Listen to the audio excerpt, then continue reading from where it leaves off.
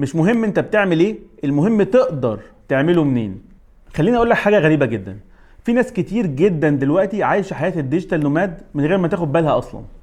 من غير سفر، من غير جواز سفر ازرق ولا اخضر، من غير ما تكون قاعد على شاطئ في تايلاند ولا حتى في دبي. والاغرب ان ممكن تكون انت دلوقتي الشخص دوت ومش واخد بالك.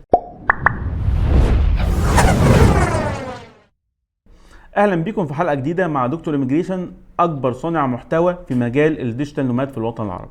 خلينا نبدا الحلقه بطريقه مختلفه، والسؤال ده لو سالته لك هتقعد تفكر فيه شويه.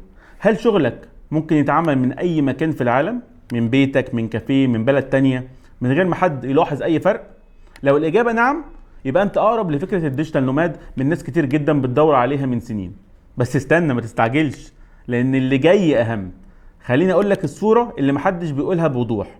الديجيتال نوماد مش وظيفه ومش سفر ومش لايف ستايل على انستجرام. الديجيتال نوماد ببساطه هو ان دخلك يبقى غير مرتبط بمكان، ودي قلناها في الحلقه اللي فاتت. بس خليني ادخل شويه اعمق في بعض التفاصيل.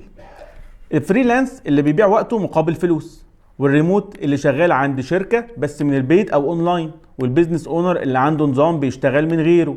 طب والكرييتور اللي بيبني دخل من محتوى او من جمهور.